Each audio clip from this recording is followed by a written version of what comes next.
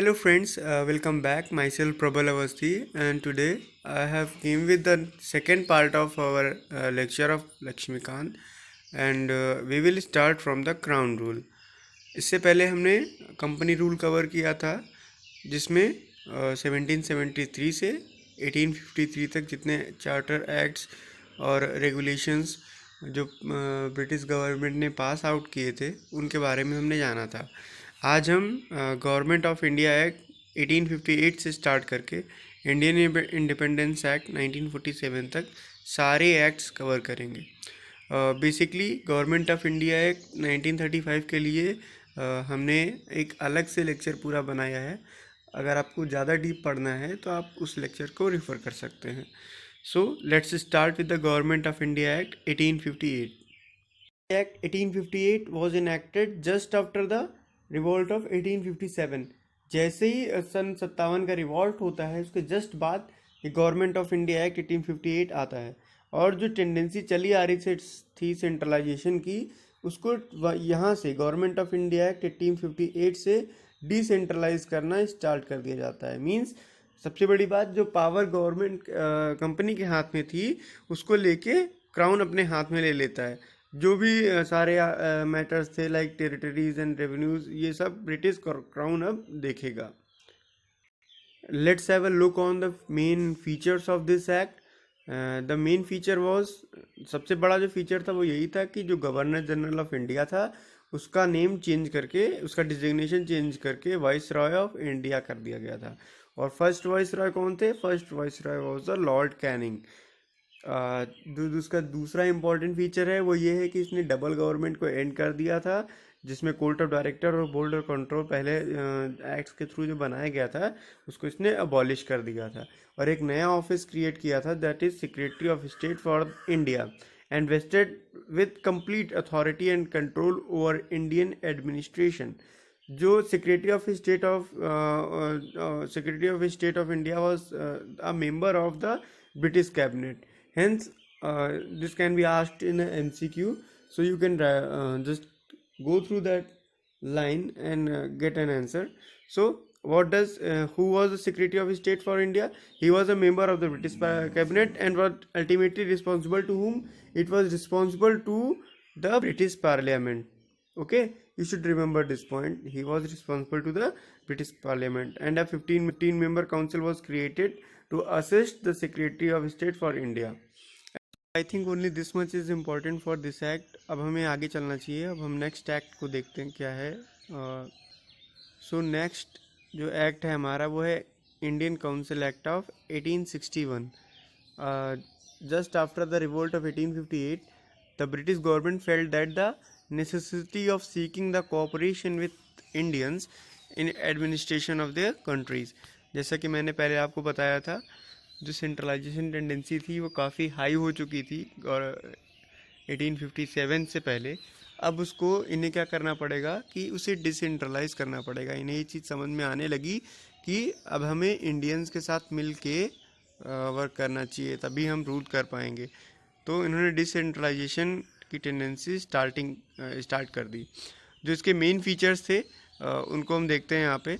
उन्होंने क्या किया कि सबसे पहले जो इंडियंस थे उनको लॉ मेकिंग प्रोसेस में भी इन्वॉल्व करना स्टार्ट कर दिया। मींस इंडियन को लगभग हर एक ऑफिस में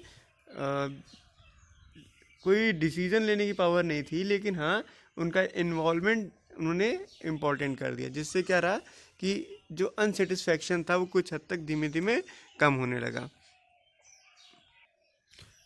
हेंस सबसे पहला जो फीचर है उसका यही है, जैसा कि मैंने आपको बताया, इसने इंडियंस को एडमिट करना स्टार्ट कर दिया अपने काउंसिल्स में। सो जो काउंसिल बनी थी वाइस रॉय की, उसमें लॉर्ड कैनिंग ने कुछ इंडियंस को अपॉइंट किया, नॉमिनेट किया। सो जो इसका स्टार्टिंग के जो 3 मेंबर्स थे वो थे Raja of Banaras, Maharaja of the Patiala and sir Dinkar Rao. ये 3 नेम जो हैं आपको याद रखने पड़ेंगे। ये एमसीक्यू में आ सकते हैं कि जो लॉर्ड कैनिंग थे उन्होंने जब अपनी काउंसिल का एक्सपेंशन किया था तो कौन से 3 इंडियन नॉन ऑफिशियल मेंबर्स थे जिनको इन्होंने नॉमिनेट किया था। हेंस 3 कौन कौन से थे? Raja of Banaras, Maharaja of Patiala and sir Dinkar Rao. It initiated the process of decentralization by restoring the legislative powers of the Bombay and Madras presidencies. So जो मद्रास और बॉम्बे प्रेसिडेंसीज थी जिनका जो पहले मर्ज कर दी गई थी या सबऑर्डिनेट कर दी गई थी बंगाल के प्रेसिडेंसी के अंदर, तो इन्होंने क्या किया, उसका डिसेंट्रलाइजेशन स्टार्ट किया और जो लेजिस्लेटिव फंक्शन थे उसको वापस दे दिया गया मद्रास और बॉम्बे प्रेसिडेंसीज को. It also provided the establishment of new legislative council for Bengal, North Western provinces and Punjab, जो कि रिस्पेक्टिवली 1868, 1886 और 1897 में इस्टेब्लिश हुई थी. सबसे बड़ी बात जो इसमें इस एक्ट में मेन चीज़ है वो ये है कि लॉर्ड कैनिंग ने पोर्टफोलियो सिस्टम का स्टार्टअप किया था. इसने इस सिस्टम के अकॉर्डिंग एक मेंबर जो कि वाइसरॉय काउंसिल का मेंबर होता था उसको इंचार्ज बना दिया जाता था one or more department of the government, और he was authorised to issue final orders on the behalf of the council on the matter of its department. तो जब पोर्टफोलियो दे दिया जाता है, किसी भी अलग अलग काम डिवाइड कर दिए जाते हैं, तो डिसेंट्रलाइजेशन कर दिया जाता है पावर्स का, जिसमें क्या रहता है कि गवर्नमेंट बहुत अच्छे से रन कर सकती है. तो इसमें क्या रहता है, अकाउंटेबिलिटी भी बनी रहती है. तो जो क्वेश्चन आ सकता है, who was the first to introduce this system, तो कौन होगा, लॉर्ड कैनिंग होंगे 1859 में. 1859 में पोर्टफोलियो सिस्टम किसने इस्टेब्लिश किया था, लॉर्ड कैनिंग ने इस्टेब्लिश किया था. तो ये आपको याद रखना पड़ेगा. It empowered the viceroy to issue the ordinances without the concurrence with the legislative council during the emergency. यहाँ पे ऑर्डिनेंस इशू करने की पावर भी इस एक्ट में वाइसरॉय को दे दी गई थी. ये चीज़ आप ध्यान रखिएगा. तो टोटल इसके 3 पॉइंट बहुत इंपॉर्टेंट है. फर्स्ट पॉइंट, जो इसने डिसेंट्रलाइजेशन की प्रोसेस स्टार्ट कर दी, इसने लेजिस्लेटिव पावर्स जो थी मद्रास और बॉम्बे प्रेसिडेंसीज की, वो वापस उनको रिस्टोर कर दी. फिर सेकेंड मोस्ट इम्पॉर्टेंट पॉइंट, इसने पोर्टफोलियो सिस्टम का स्टार्टअप कर दिया, और जो मेंबर था वाइसरॉय की काउंसिल का, उसको हर एक मेंबर को उसके अलग अलग पोर्टफोलियोज दे दिए गए. फिर उसके बाद क्या किया, इसने क्या किया, वाइसरॉय को एम्पावर कर दिया ऑर्डिनेंस इशू करने के लिए. हेंस ये 3 पॉइंट आप बहुत अच्छे से याद करके रखिएगा. और जो 3 मेंबर्स अपॉइंट हुए थे इसके पहले, उनको भी आप याद करके रखिएगा. कौन कौन से 3 मेंबर्स वाइसरॉय के काउंसिल में अनऑफिशियली अपॉइंट हुए थे. They were Raja of Banaras, Maharaja of Patiala and sir Dinkar Rao. ये 3 नाम आप बिल्कुल याद करके रखिए. Okay, so let's move forward. So in the series of this council acts, जो बहुत इम्पॉर्टेंट एक्ट है और एक आता है जिसको हम इंडियन काउंसिल एक्ट 1892 के नाम से जानते हैं. तो इस एक्ट में क्या हुआ था, इस एक्ट में इन्होंने नॉन ऑफिशियल मेंबर्स जो थे उनकी जो मेजॉरिटी थी वो बढ़ा दी थी.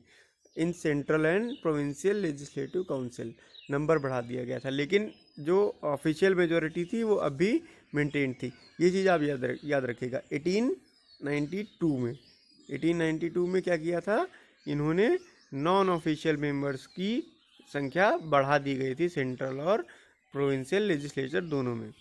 क्योंकि अभी नेक्स्ट जो आपका एक्ट आएगा 1909 में, उसमें क्या किया गया था, उसमें जो नंबर था उसको तो बढ़ाया ही गया था, इसके साथ साथ जो प्रोविंशियल लेजिस्लेटिव काउंसिल थी उसमें नॉन ऑफिशियल मेंबर्स की मेजॉरिटी भी कर दी गई थी.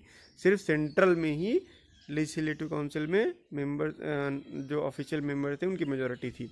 ये चीज़ आप याद रखिएगा, ये यहाँ पे कंफ्यूज कर सकता है, ये इसलिए मैंने आपको यहीं पे बता दिया. तो उसके बाद क्या हुआ, इसने क्या किया कि लेजिस्लेटिव काउंसिल एंड इसने कुछ फंक्शंस जो थे लेजिस्लेटिव काउंसिल को, उनको एक्सटेंड किया और बजट को डिस्कस करने की पावर भी दे दी गई. ये पॉइंट आप याद रखिएगा, और क्वेश्चन भी पूछ सकते थे एग्जीक्यूटिव से. फिर नेक्स्ट पॉइंट जो हमारा है वो ये है कि इसने सेंट्रल लेजिस्लेटिव काउंसिल में some non official members were appointed, nominate कर सकते थे. और कैसे ये नॉमिनेशन होता था, रिकमेंडेशन कौन करता था इनका, जो सेंट्रल का था, याद रखिएगा. जो सेंट्रल लेजिस्लेटिव काउंसिल में जब रिकमेंडेशन होना था तो उसमें प्रोविंशियल लेजिस्लेटिव काउंसिल और Bengal chamber of commerce recommend करते थे, नॉमिनेट करते थे. ठीक है. सेंट्रल लेजिस्लेटिव काउंसिल में। लेकिन जब प्रोविंशियल लेजिस्लेटिव काउंसिल की बात आती है तब उसमें कौन नॉमिनेट करता था? तब उसमें governor on the recommendation of the district board, municipalities, universities, trade association, zamindar and chambers. So this was the second most important point of this act. Now look, we will look forward.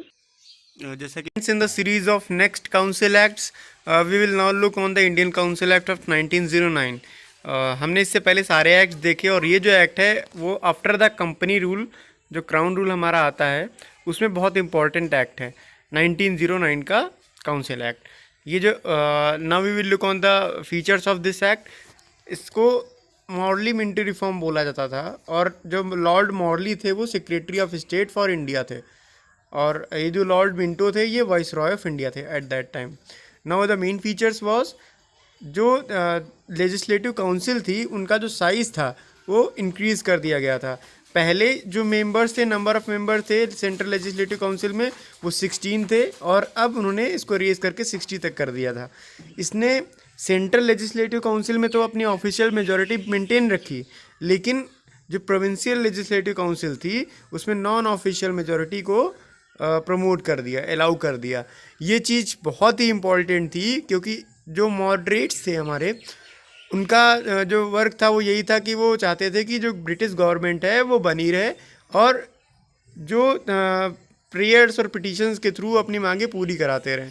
तो उनके prayers और petitions के through उन्होंने क्या किया, request करी Britishers थे कि उन जो इंडियंस हैं उनको भी पार्टिसिपेट किया जाए सेल्फ गवर्नमेंट लाने के लिए. तो यहाँ पे कुछ हद तक जो गवर्नमेंट थी, जो ब्रिटिश गवर्नमेंट थी, उसने इंडियन मेंबर्स को एंट्री दी. प्रोविंशियल लेजिस्लेटिव काउंसिल में नॉन ऑफिशियल मेजॉरिटी होना इस बात का बहुत बड़ा एग्जाम्पल है. So now we will look forward. After that जो मोस्ट इम्पॉर्टेंट थिंग थी वो ये थी कि इसने जो डेलिब्रेटिव फंक्शंस थे एट द बोथ लेवल, जो लेजिस्लेटिव काउंसिल के डेलिब्रेटिव फंक्शंस थे दोनों लेवल पे, वहाँ पे मेंबर्स को सप्लीमेंट्री क्वेश्चंस और रिजोल्यूशन मूव करने की पावर बजट्स पे दे दी थी. मींस बजट पे वो सिंपली सप्लीमेंट्री क्वेश्चंस पूछ सकते थे, रिजोल्यूशन मूव कर सकते थे. तो ये बहुत बड़ा पावर इंडियन मेंबर्स के हाथ में भी आ चुका था.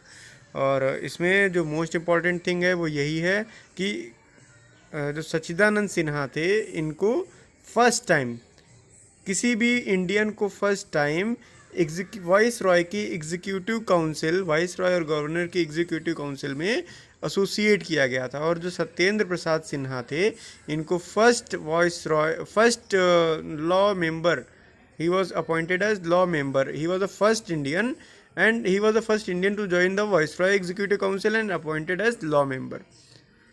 So इसके बाद जो मेन फीचर है जिसके लिए ये एक्ट जाना जाता है वो ये है कि इसने सेपरेट इलेक्ट्रोड का concept, communal representation for the Muslim bye accepting the concept of separate electrode.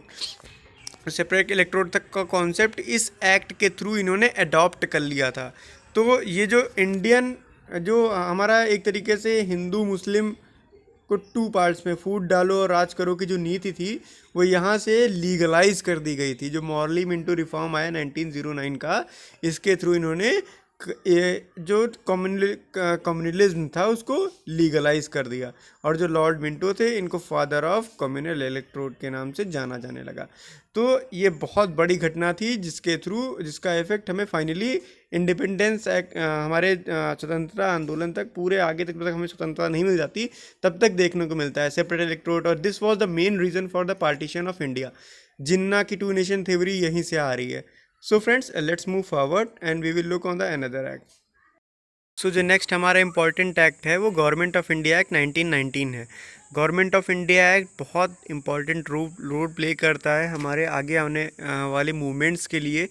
Even जो हमारा एक्ट ऑफ 1935 है ये भी बहुत ज़्यादा इन्फ्लुएंस्ड रहता है इससे. ये काफ़ी इम्पॉर्टेंट एक्ट है. चलिए देखते हैं इसमें कौन कौन सी चीज़ ऐसी हैं जो बहुत एग्ज़ाम पॉइंट ऑफ व्यू से बहुत इम्पॉर्टेंट हैं. First time, for the very first time it was, इसका जो गवर्नमेंट, ब्रिटिश गवर्नमेंट था, उसका जो ऑब्जेक्टिव था वो ये था कि gradual introduction of the responsible government in India. यहाँ पे ब्रिटिशर्स को लगने लगा कि कहीं ना कहीं अब जो रूल कर पाना है इंडियंस पे तभी पॉसिबल है जब हम इंडियंस को साथ लेके चले। इसके बाद इन्होंने क्या किया कि ये जो एक्ट था 1919 का, ये 1921 में इनैक्ट हुआ या फिर केम इनटू फोर्स इन 1921।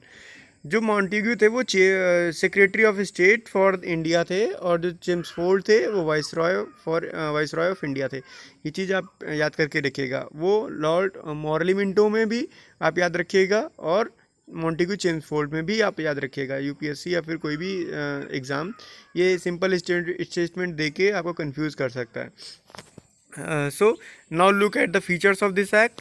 जो इसने क्या किया था, इसने it relax the central control over the provinces by demarcating and separating the central and provincial subjects. जैसे कि अभी हमारा स्टेट सब्जेक्ट कॉन्करेंट जो लिस्ट बनी हुई है, state list, union list and concurrent list, उसी टाइप से इन्होंने कुछ न मतलब जो स्टेट्स और प्रोविंसेस और सेंट्रल थे, यूनियन था, उसके बीच में अपना डिवाइडेशन और पावर्स करके रखा। इन्होंने क्या किया कि अलग अलग सब्जेक्ट्स बना दिए सेंट्रल एंड प्रोविंशियल लेजिस्लेचर के, और उनको पावर दे दी कि उसी पे अपने रूल्स और रेगुलेशंस को इनैक्ट करें। So let's look, the central and the provincial legislature were authorised to make laws on their respective list of the subjects. However, the structure of government continued to be centralized and unitary. तो ये चीज़ आपको समझ में आई। यहाँ पे क्या हुआ, जो सब्जेक्ट्स थे अलग अलग वो डिवाइड कर दिए गए सेंट्रल और प्रोविंशियल लेजिस्लेचर्स के बीच में। Further it divided the provincial subject into two parts, transferred and reserved. So we can make a flow chart through which we can understand very easily. जैसे कि मैंने बोला कि पावर्स, ये पावर्स थी, ये सब्जेक्ट्स थे, इनको इन्होंने डिवाइड किया टू पार्ट्स में। सेंट्रल, ये सेंट्रल का हो गया, ये प्रोविंसेस का हो गया। फर्दर जो प्रोविंसेस थी इनको भी टू पार्ट्स में इन्होंने डिवाइड किया। जो प्रोविंसेस के सब्जेक्ट थे इन्होंने इसको भी टू पार्ट्स में डिवाइड किया। एक इन्होंने रिजर्व सब्जेक्ट रखा और दूसरा ट्रांसफ़र सब्जेक्ट रखा। जो ट्रांसफ़र सब्जेक्ट थे वो गवर्नर के थ्रू एडमिनिस्ट्रेट करे जाते थे, और इसमें मिनिस्टर्स की एड एंड एडवाइस और काउंसिल ऑफ मिनिस्टर के जो मिनिस्टर्स थे उनकी एड और एडवाइस ली जाती थी। लेकिन अगर बात करें हम लोग रिजर्व सब्जेक्ट की, तो they were to administrated by governor and his executive council without consultation of the being responsible to the executive legislative council. Hence जो रिजर्व सब्जेक्ट थे वो एक तरीके से रिजर्व्ड थे गवर्नर्स के लिए। तो ये चीज़ इंपॉर्टेंट है, आप ध्यान रखिएगा। इन्होंने क्या किया, सबसे पहले कैसे डिवाइडेशन किया, जो सब्जेक्ट्स थे इनको टू पार्ट्स में डिवाइड किया। एक आपका स्टेट हो गया, मतलब प्रोविंसेस हो गया, प्रोविंशियल काउंसिल्स हो गए, और एक आपका सेंट्रल काउंसिल्स हो गए। और इन्होंने प्रोविंशियल काउंसिल्स को फिर टू पार्ट्स में डिवाइड किया, एक तो आपका रिजर्व और दूसरा ट्रांसफर्ड। जो रिजर्व सब्जेक्ट थे, इन्होंने रिजर्व सब्जेक्ट वो सब्जेक्ट थे जिसमें जो गवर्नर था वो बिना गवर्नर और उसकी एग्जीक्यूटिव काउंसिल जो थी वो बिना लेजिस्लेटिव काउंसिल के एड एंड एडवाइस के या फिर बिना उसको रिस्पॉन्सिबल हुए इनैक्ट कर सकती थी, लॉज बना सकती थी। और जो ट्रांसफर सब्जेक्ट थे इसमें इनको जो लेजिस्लेटिव काउंसिल थी उससे सलाह लेनी पड़ती थी और उसके लिए रिस्पॉन्सिबल होते थे। तो दिस इज़ द डिफरेंस। इन्होंने क्या किया, this dual scheme of the government was known as dyarchy. इस चीज़ को आप मार्क कर लीजिए, इंपॉर्टेंट मार्क कर लीजिए। Dyarchy was the term derived from the Greek word diarch which means the double rule. However, this experiment was largely unsuccessful. So, for the first time, the bicameralism and direct election in the country was held. The Indian Legislative Council was replaced by the bicameral legislature consisting of the upper house and the lower house. Upper house was known as Council of State and lower house was known as Legislative Assembly. The majority of members of both of them were chosen by direct election. So, this is another important point. आप इसमें जो important आपका है इस act में वो mainly यही है कि पहली बार ब्रिटिशर्स थे उन्होंने क्या किया था, फर्स्ट टाइम बोला था कि रिस्पॉन्सिबल गवर्नमेंट का ऑब्जेक्टिव था सेटअप करने का इंडिया में। दूसरा जो इसका मोस्ट इंपॉर्टेंट पॉइंट है, इन्होंने सब्जेक्ट्स को टू पार्ट्स में डिवाइड कर दिया गया था, प्रोविंशियल एंड सेंट्रल। प्रोविंशियल को फिर दो पार्ट्स में डिवाइड किया, रिजर्व एंड ट्रांसफर। जो रिजर्व सब्जेक्ट थे वो गवर्नर के गवर्नर और एग्जीक्यूटिव काउंसिल के अपनी इच्छा के अनुसार उन्होंने इसको इनैक्ट करना स्टार्ट कर दिया। वो लेजिस्लेटिव काउंसिल के रिस्पॉन्सिबल नहीं थे, लेकिन जो आपके ट्रांसफर सब्जेक्ट थे वो रिस्पॉन्सिबल थे उसके लिए। उस पे जो लॉज बनते थे, जो उसको गवर्नर लॉज बनाते थे उस पे, उसके लिए उसमें लेजिस्लेटिव काउंसिल की जो सलाह थी वो लेना जरूरी था, और उसके लिए वो रिस्पॉन्सिबल थे। अब दूसरा पॉइंट डायरकी का आता है। डायरकी मतलब dual government. It was the first time when the dual government was established, जो कि इस्टेब्लिश तो हुई थी, लेकिन दिस वाज लार्जली अनसक्सेसफुल। उसके बाद देखते हैं क्या, first time bicameralism and direct election in the country were held, और जो इंडियन लेजिस्लेटिव काउंसिल थी उसको बाई कैमरल लेजिस्लेचर से रिप्लेस कर दिया गया था, that is upper house council of state and lower house legislative council.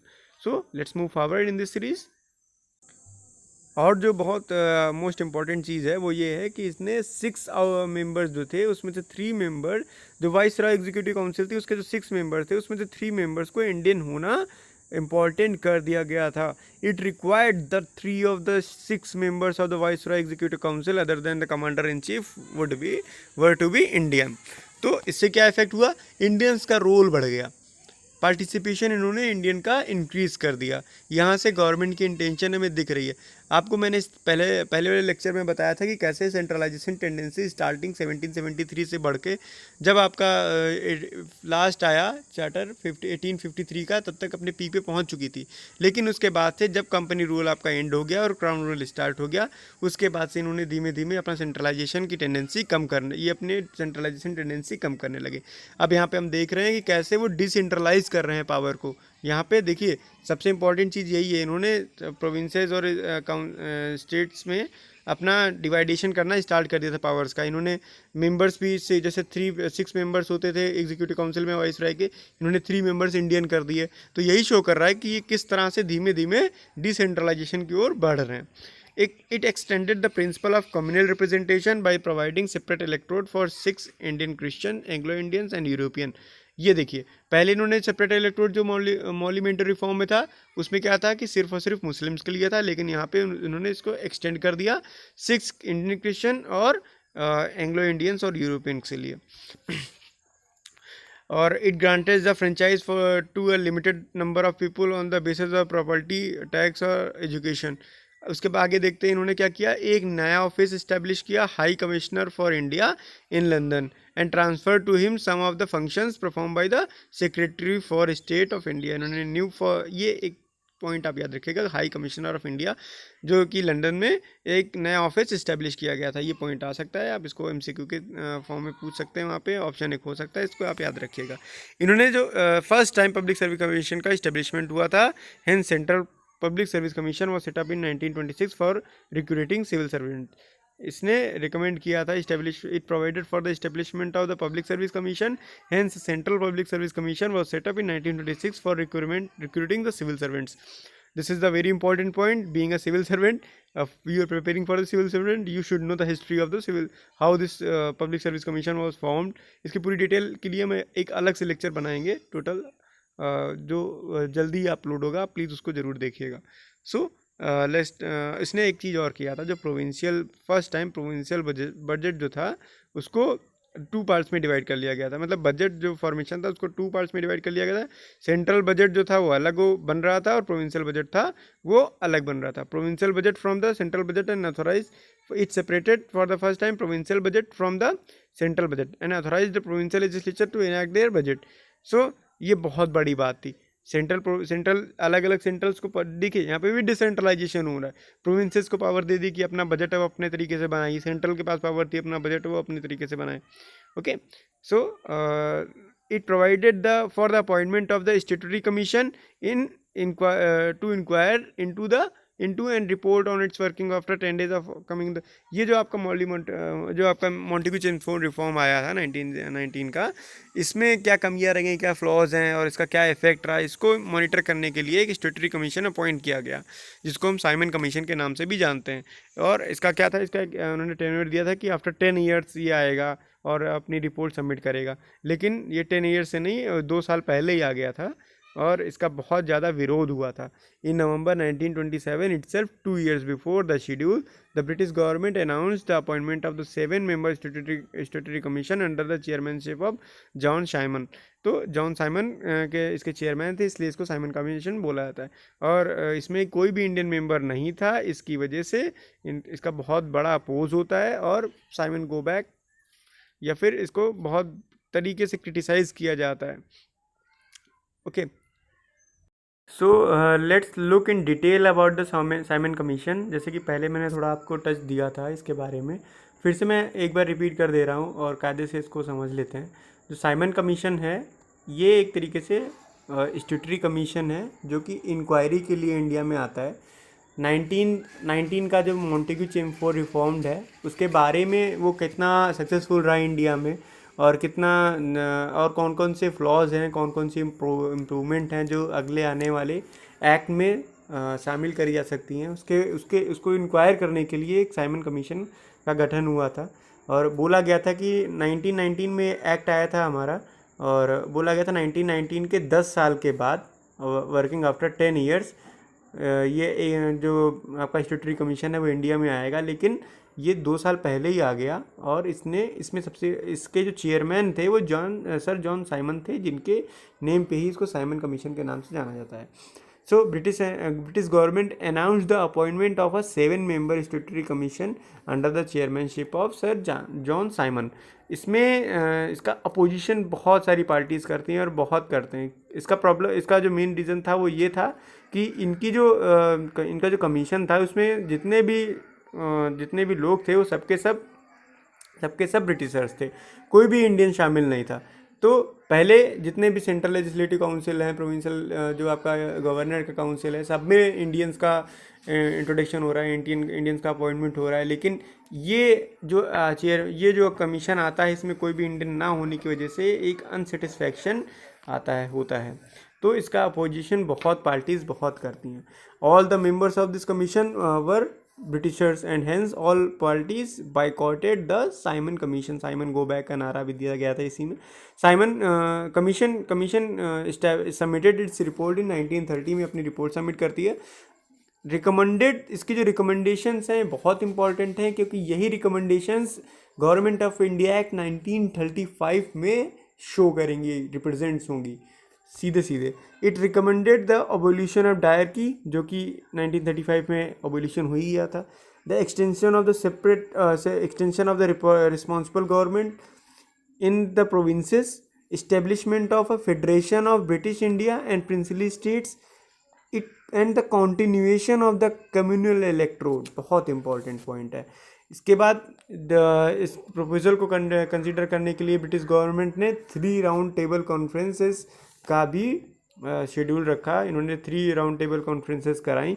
किसके बीच में जो राउंड टेबल कॉन्फ्रेंसेस हो रही थी, ये representative of the British government, British India and Indian princely states के बीच में 3 जो राउंड टेबल कॉन्फ्रेंसेस हुई, उसमें the decisions was made on the basis of a white paper on the constitutional reforms was prepared and submitted for the consideration of the joint select committee of the British Parliament। एक white paper move किया गया, उसमें सबने recommendations दी कि क्या क्या इसमें होना चाहिए। तो और किसको दिया गया ये consideration for the joint select committee of the British parliament. The recommendation of this committee was incorporated in next government of India act in 1935। So this was the most important topic. ये बहुत ही important topic है इस series में। Simon commission के नाम से इसको जानते हैं। 1919 का जो मॉन्टेग्यू चेमफोर्ड रिफॉर्म आया था, उसके जो फ्लॉज थे और उसकी जो वर्किंग थी उसको चेक करने के लिए ये कमीशन आया था। जॉन साइमन की लीडरशिप में था, इसलिए इसे साइमन कमीशन कहते हैं। और साथ साथ इसमें इसके जो मेंबर्स थे, इसमें टोटल 7 मेंबर्स थे स्टैट्यूटरी कमीशन में, और 7 के 7 मेंबर ब्रिटिशर्स थे, कोई इंडियन नहीं था। इसलिए बहुत सारी पार्टी जो इंडियन थी उन्होंने, इवन कांग्रेस ने भी इसको बाइकआउट किया था। और लेकिन इसने अपनी रिपोर्ट 1930 में सबमिट करी, और इसी रिपोर्ट को डिस्कस करने के लिए total three round table conferences होती हैं। इन तीनों राउंड टेबल कॉन्फ्रेंसेस में एक white paper on the constitutional reform was prepared, और इसको जॉइंट सेलेक्ट कमेटी जो ब्रिटिश पार्लियामेंट की थी, इसको कंसिडरेशन के लिए भेज दिया जाता है, और the recommendation of this committee was incorporated in the next government of India act 1935। Government of act 1935 इसी साइमन कमीशन से इन्फ्लुएंस था। चलिए अब हम आगे देखते हैं। इसके बाद हम नेक्स्ट जो टॉपिक है हमारा वो कम्युनल अवार्ड्स है। Now our next topic is communal award. हम कम्युनल अवार्ड के बारे में जानेंगे क्या था ये। जैसे कि पहले हमने आपको बताया था 1919 का जो मॉन्टेग्यू चेम्सफोर्ड रिफॉर्म आया था, उसके बाद उसको इंक्वायर करने के लिए साइमन कमीशन आया था। 10 ईयर्स का ड्यूरेशन था, लेकिन 2 साल पहले ही आ गया था। 1930 में इसने अपनी रिपोर्ट सबमिट करी थी। तो इसने क्या रिकमेंडेशन दी थी? सेपरेट इलेक्ट्रोड का कॉन्टिन्यूएशन। वही यही चीज़ हमको यहाँ पे देखने को मिलती है। इन्होंने जो प्रेसिडेंट थे, ब्रिटिश प्राइम मिनिस्टर थे मैकडोनाल्ड, इन्होंने एक स्कीम अनाउंस करी of the representation of the minorities which was known as communal award. इन्होंने जो शेड्यूल कास्ट था, इसके लिए एक स्कीम का अनाउंसमेंट किया जिसे हम कम्युनल अवार्ड के नाम से जानते हैं। This award not only continued separate electorate for the Muslim, Sikhs, Indian, Christian, Anglo Indians and Europeans, but also extended it to the depressed class. इन्होंने क्या किया कि जो पहले लोगों को सेपरेट इलेक्ट्रोड दिया गया था, उसके अलावा भी डिप्रेस क्लास को इसमें शामिल कर लिया। गांधी जी जो शेड्यूल कास्ट थी, इनको हरिजन बोलते थे। Gandhi ji was distressed over this extension of the principle of communal representation. Gandhi ji को ये चीज़ अच्छी नहीं लगी, जो ये कम्युनल रिप्रेजेंटेशन या फिर इन्होंने जो सेपरेट इलेक्ट्रोड था इसका एक्सटेंशन कर दिया शेड्यूल कास्ट के लिए। इन्होंने क्या किया, ये दूसरी एक और घटना इसमें आती है कम्युनल अवार्ड के साथ साथ, पूना पैक्ट के नाम से भी इसको जाना जाता है।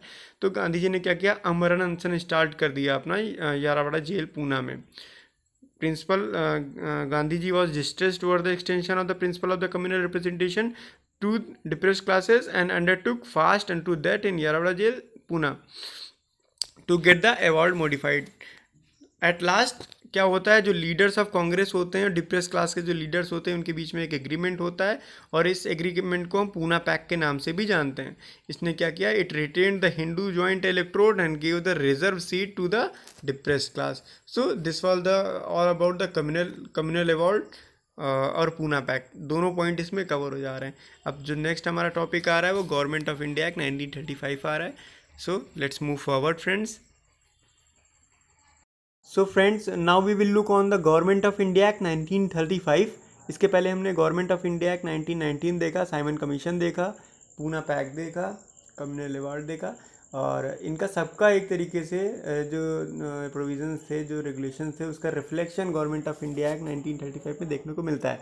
सबसे ज़्यादा जो 1930 में साइमन कमीशन ने अपनी रिपोर्ट सबमिट करी थी, उसमें जो प्रोविजंस थे वो यहाँ पे क्लियरली रिफ्लेक्ट होते हैं। Government of India act 1919 was the first milestone towards the responsible government in India, and this act was second milestone toward the completely responsible government in India. जो एक्ट था वो this was a lengthy and detailed. इसमें 321 sections और 10 schedules थे। So now we will look on the, और एक चीज़ और आप ध्यान में रखिएगा, गवर्नमेंट ऑफ इंडिया एक्ट 1935 के बहुत सारे प्रोविजंस ऐसे हैं जो 2 कॉपी कॉन्स्टिट्यूशन ऑफ इंडिया में ले लिए गए हैं। तो ये इम्पॉर्टेंट है और बहुत ज़्यादा इम्पॉर्टेंट है। सो let's look at the main features of this act. जो इसके मेन फीचर्स थे, उसमें सबसे बड़ा फीचर ये था कि इसने ऑल इंडिया फेडरेशन का इस्टेब्लिशमेंट करने की मांग करी थी, इस्टेब्लिशमेंट करने का प्रोविज़न किया था। It was consisting of the provinces and princely states as a unit. However this federation never came into being as the princely state did not join it. ठीक है, ये चीज़ आप ध्यान रखिएगा कि इसने आया हो या ना आया हो इससे मतलब नहीं है। ये चीज़ आप ध्यान रखिएगा कि इसने ऑल इंडिया फेडरेशन का इस्टेब्लिशमेंट करने का प्रोविज़न किया था। This act divided the power between the central and the unit in terms of 3 list. इसने 3 लिस्ट, जो कि अभी भी इंडियन कॉन्स्टिट्यूशन में सीधे सीधे अडॉप्ट करी गई हैं, इसमें 3 लिस्ट इन्होंने बनाई थी। सब्जेक्ट को 3 पार्ट्स में डिवाइड किया था, फेडरल लिस्ट और प्रोविंशियल लिस्ट और कॉन्करेंट लिस्ट। इसमें फेडरल में जो सेंट्रल लेजिस्लेशन था उसके पास पावर थी इसमें जो सब्जेक्ट आते थे उन पे रूल बनाने की। सेम हेयर प्रोविंसेस में जो प्रोविंसेस के पास जो सब्जेक्ट थे प्रोविंशियल काउंसिल थी उसके पास पावर थी। और कॉन्करेंट में बोथ जो दोनों ऐसे सब्जेक्ट थे तो इस पे दोनों लोग अपना डिसीजन ले सकते थे। इसमें एक चीज़ और मार्क करने वाली है, जो सेंटर थी उसमें सेंट्रल जो फेडरल लिस्ट थी उसमें 59 आइटम्स थे, जो आपकी प्रोविंशियल लिस्ट थी उसमें 54 आइटम्स थे, और जो कॉन्करेंट लिस्ट थी वो 36 आइटम थी उसमें। ये चीज़ आप एक बार रिमाइंड कर लीजिएगा, क्योंकि ये क्वेश्चन एमसीक्यू में भी आ सकता है और आपको याद भी रखना चाहिए, क्योंकि एज इट इज़ उठा के रखा गया हमारे कॉन्स्टिट्यूशन में। जो रिसिड्यूरी पावर्स थी जैसे कि अभी प्रेसिडेंट के पास रहती हैं, गवर्नर के पास रहती हैं, वो जो रिसिड्यूरी पावर्स हैं वो वाइसरॉय के पास सेव कर दी गई थी। It abolish the dyarchy at the provinces and it introduce the provincial autonomy in its plates. इसने जो डायरकी थी प्रोविंसेस में जो 1919 में इस्टेब्लिश हुई थी उसको हटा दिया और क्या किया, जो प्रोविंसेस थे उनको प्रोविंशियल ऑटोनॉमी दे दी। तो ये डायरकी जो थी इन्होंने कहाँ पे इस्टेब्लिश करी, इन्होंने सेंट्रल में इस्टेब्लिश करी। इन्होंने सेंट्रल में इसको इस्टेब्लिश करके रिजर्व और ट्रांसफर सब्जेक्ट डिवाइड कर दिए। So we will look here the act introduce the responsible government in provinces, that is governor was required to act with the advice of the minister responsible to the provincial legislature. This came in effect in 1937 and discontinued in 1939. ये चीज़ आपको ध्यान रखनी है। It provided for the adoption of diarchy at central. Consequently, the federal subjects were divided into reserved subjects and transferred subjects. जैसे कि पहले मैंने अभी आपको बताया, इसने डायरकी वहाँ प्रोविंसेस में ख़त्म कर दी, लेकिन सेंट्रल लेवल पे डायरकी इंट्रोड्यूस कर दी। इसने क्या किया, डायरकी का मतलब मैंने पहले भी आपको बताया था, इसने डायरकी इंट्रोड्यूस करी और जो आपके फेडरल सब्जेक्ट्स थे इसको 2 पार्ट्स में डिवाइड कर दिया गया, रिजर्व्ड और ट्रांसफर्ड। ये चीज़ आप इस कायदे से ध्यान रखिएगा, ठीक है। रिवर्स कर दिया 1919 का यहाँ पे। However this provision of the act did not came into operation at all. It introduce the bicameralism in 6 out of the 11 provinces. जो टोटल 11 प्रोविंसेस थी उसमें से जो टोटल 6 प्रोविंसेस थी उसमें बाइकैमरलिज्म का इंट्रोडक्शन किया। और जो लेजिस्लेचर इसमें कौन कौन सी प्रोविंसेस थी, Bengal, Bombay, Madras, Bihar, Assam and United Provinces were made bicameral, consisting of the Legislative Council, that is upper house, and the Legislative Assembly, that is lower house. However, many restrictions were placed on them. Okay, the principle of the communal representation by providing it, इसने जो communal representation था उसको और extend कर दिया गया। जो separate electorate था शेड्यूल कास्ट, वुमेन और लेबर्स के लिए भी बढ़ा दिया गया, एक्सटेंड कर दिया गया। It abolish the council of India establish by the government of India act 1858। ये पॉइंट आप याद रखिएगा। इसने गवर्नमेंट ऑफ इंडिया एक्ट के थ्रू जो काउंसिल ऑफ इंडिया का फॉर्मेशन हुआ था उसको एबॉलिश कर दिया गया। The secretary of state for the India was provided with a team of advisers. It extended the franchise about 10% of the total population got the voting rights. यहाँ पे इन्होंने एक तरीके से जो वोटिंग राइट्स थे उसको और एक्सटेंड कर दिया था। इसने आरबीआई के इस्टेब्लिशमेंट के लिए मांग करी थी। It provided the provision for the establishment of the reserve bank of India and to control the currency and the credit of the country. और ये जो मांग थी इसकी फुलफिल भी होती है। It provided for the establishment of not only the federal public service commission but also a provincial public service commission and joint public service commission for 2 or more provinces. It provided for the establishment of a federal court which was set up in 1937. So these were the most important points which you should remember in Government of India Act 1935 और hope ये आपको अच्छे से समझ में आया होगा। So we will move on the next act, that is Indian Independence Act 1947. We will look in detail about this act. Our next act is Indian Independence Act of 1947, जो it was on February 20, 1947। जो British prime minister थे Clement एटली, उन्होंने declare किया कि जो British rule है India में वो जून 30, 1948 तक एंड हो जाएगा। ये लाइन आप कायदे से याद करके रखिए, एमसीक्यू में पूछा जा सकता है और पूछा गया है कि which was the date declare by the prime minister of the British on which the India would be free और British rule in India would be end. So it was June 30, 1948। तो उस क्या बोला गया कि British rule in India would end by the June 30, 1948 and after which the power would be transferred to the responsible Indian hands. The announcement was made by the agitation. Announcement was followed by the agitation by the Muslim League demanding the partition of the country. जिन्ना पहले से तैयार बैठा था, interest का conflict था यहाँ पे, क्योंकि पावर सबको चाहिए थी। जिन्ना को भी चाहिए थी, नेहरू को भी चाहिए थी। जिन्ना चाह रहे थे वो भी प्राइम मिनिस्टर बने, और नेहरू भी चाह रहे थे प्राइम मिनिस्टर बने। हालांकि कांग्रेस और गांधी जी पार्टीशन के विरोध में थे, लेकिन जिन्ना और पहले भी जो फूट डालो राज करो की नीति चली आ रही थी कंपनी की, उसके थ्रू यहाँ पे क्या होता है कि पार्टीशन एक्सेप्ट किया जाता है। और on June 3, 1947 the British government made it clear that any constitutional framed by the Constitutional Assembly of India cannot apply to those part of the country which were unwilling to accept it. On the same day Mountbatten plan आता है और partition का plan आगे बढ़ाया जाता है। On the same day June 3, 1947 Lord Mountbatten the viceroy of India put forth the partition plan and this was known as the Mountbatten plan. Mountbatten plan के बारे में आपको ध्यान में रखना चाहिए। जो प्लान था वो दोनों ने एक्सेप्ट किया, मुस्लिम लीग और कांग्रेस ने, क्योंकि दोनों की इंटरेस्ट फुलफिल भी हो रहे थे यहाँ पे। The immediate effect was given to the plan by enacting the Indian Independence Act 1947. So let's move forward and see the main features of this act. Now we will look at the main features of this act. इसके जो main features हैं, the British rule in India was ended and declared India as an independent and sovereign state from August 15, 1947. So sovereign state के form में India को establish कर दिया जाता है इस एक्ट के through. It provided for the partition of India and creation of two independent dominion of India and Pakistan. Partition होता है माउंटबेटन प्लान के थ्रू और इंडिया और पाकिस्तान के फॉर्म में दो डोमिनियन इस्टेब्लिश होते हैं। It abolished the office of viceroy and provided for each dominion a governor general who was to appointed by the British king on the advice of the dominion cabinet. And it empowered the constitutional assemblies of the two dominion to frame and adopt any constitution for their respective nation and to repeal any act of the British Parliament including Independence Act itself.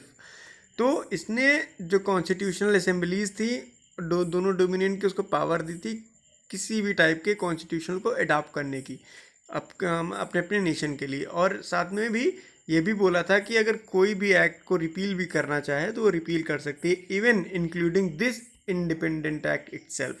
You should keep in this mind, this is important fact. Now we will look forward. So, no act of the British Parliament passed after the August 15, 1947 was to extend it to either of new dominion unless it was extended there to by a law of legislature of the dominion. Hence, all the most of the act which was passed before August 15, 1947 जो British parliament pass किए थे were said to be null and void, जब तक जो new dominion की का legislature है उसको खुद ना पास कर दे। It abolished the office of Secretary of State for India and transferred the function to the Secretary of State for Commonwealth Affairs. This is also important point. It granted freedom to the Indian princely state either to join the Dominion of India or Dominion of Pakistan or to remain independent. जो partition हुआ था बहुत unplanned partition था, क्योंकि जैसे कि पहले भी मैंने आपको बताया कांग्रेस और गांधी जी बिल्कुल नहीं चाह रहे थे इस पार्टीशन को। This was very unplanned partition ever to कोई ऐसा एक स्टेप था जो इससे पहले कोई भी देश ने नहीं लिया, और जो पार्टीशन हुआ ये बहुत बड़ा रोल प्ले करता है इंडिया की के करंट स्टेटस पे। जो पार्टीशन इन्होंने जो प्रॉब्लम थी सबसे बड़ी पार्टीशन की वो ये भी थी, this was the biggest problem.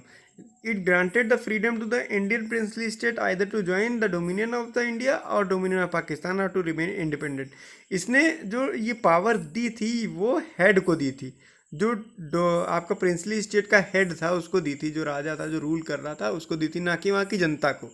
ये सबसे बड़ी प्रॉब्लम में राइज होती है वहाँ पे जो लोकल्स थे वो चाह रहे थे इंडिया के साथ मर्ज होना, लेकिन जो प्रिंसली स्टेट से कई सारे, जैसे कि आपका हैदराबाद ही हो गया, ये लोग चाह रहे थे कि नहीं नहीं हमें मर्ज नहीं होना है।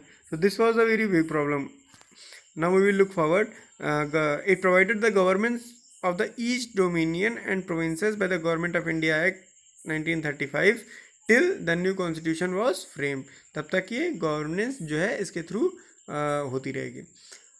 It designated the Governor General of India and provincial governors as constitutional nominal heads of the state, and they were made to act on the advice of the respective councils of the ministers in all the matters.